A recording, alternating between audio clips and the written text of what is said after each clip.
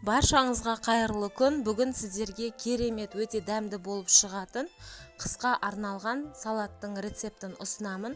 Ең алдымен бізге барлық көкөністерімізді жуып тазалап алу қажет. Бізге баклажан, қызанақ, болгар бұрышы, пияз, сәбіз және сарымсақ қажет болады. Баклажанымызды видеода көрсетілгендей осындай 4 бөлікке бөліп және де осындай ұсақ бөліктерге турап аламыз. Ең алдымен бізге баклажаннан бастау керек, себебі қазір бетінен тұз сеуіп, салқын суды құйып, бетін жауып 2 сағатқа қойып қоюымыз керек. Бұл уақыттың ішінде біз қалған көкөністерімізді турап, қызанағымызды ет тартқыштан өткізіп аламыз. Қызанағымыз ет тартқыштан оңай өту үшін осылай 3-4 бөлікке бөліп аламыз, және де барлығын тек қана осы қызанақты ет тартқыштан өткізіп аламыз. Блендермен езіп алсаңыздар да болады. Болгар бұрышын осындай 4 бұрышты етіп турап аламыз. Және де пиязымызды кәдімгі тамаққа қосатында етіп, осылай турап аламыз. Сарымсақты да ұсақ 4 бұрышты етіп турап шығамыз. Сәбізді осындай корей үккішінен өткіземіз. Бұндай үккіш болмаса, қолмен турап алсаңыздар да болады. Енді табамызға кішкене май құйып, 100 грамдай май құйып, турап алған пиязымызды қызарғанша қуырып аламыз.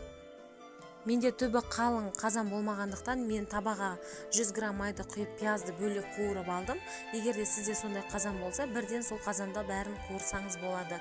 Міне баклажанымызды осылай судан сығып аламыз және қызып тұрған 200 грамм майдың үстінен осы баклажанымызды салып, 10 минут шамасында жақсылап қуырып аламыз.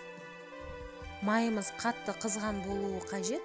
Баклажанымызды 10 минуттай қуырып аламыз. Одан кейін жаңағы қызарып қуырып алған пиязымызды да осының үстінен салып бірге араластыратын боламыз. Достар, менің арнама тіркелмеген болсаңыздар, тіркелуді сұраймын, және осы видеоның астында поделиться деген стрелка тұр, сол батырманы басып, WhatsApp желісінде барлық достарыңызбен, таныстарыңызбен бөлісуді сұраймын.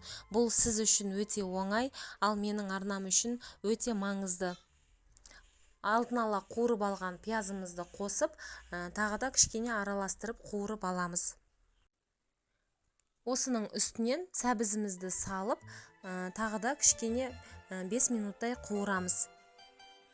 Сәбіз кішкене жұмсарып қуырылған соң, оның үстінен турап алған болгар бұрышын қосып, тағы да 5 минут шамасында қуырып аламыз. Түбі күйіп, жабысып қалмас үшін арасында қозғап тұрғаныңыз дұрыс. Астын жақсылап араластырып аламыз. Енді ет тартқыштан өткізіп алған қызанағымызды салып, 20 минуттай қайнататын боламыз. Егер де сізге ұнаса, осы жерде лавр жапырағын және түйіршектелген қара бұрышты салсаңыз болады. Мен ондайды салғаным жоқ, бірақ дәмі сонда да керемет болып шықты. Енді дәміне қарай тұз және қант қосатын боламыз. 3 ас қасық тұз салдым және де 3 ас қасық қант салдым. Дәмін татып көріңіздер. Тұзы кем болса, тағы да өзіңіздің қалауыңызша қоссаңыз болады. Арасында қозғап тұруды ұмытпаңыздар, түбі күйіп кетуі мүмкін. 20-25 минуттай қайнаған соң, алдын ала турап алған сарымсақты қосып, тағы да 10-15 минуттай қайнатамыз.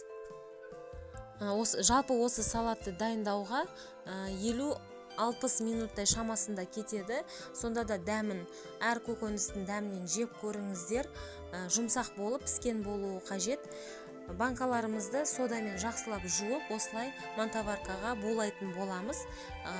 Қақпақтарымызды бір рет қайнатып аламыз. Енді осы ыстық банкамызға ыстық болып тұрған салатымызды құйып, бетінен жаңағы қайнатып алған қақпақпен жауып бұрайтын боламыз. Осымен салатымыз дайын болады. Барлықтарыңызға ұнайды деген сенімдемін. Міндетті түрде жасап көріңіздер. Менімен бірге болғандарыңыз үшін үлкен рахмет. Сау болыңыздар.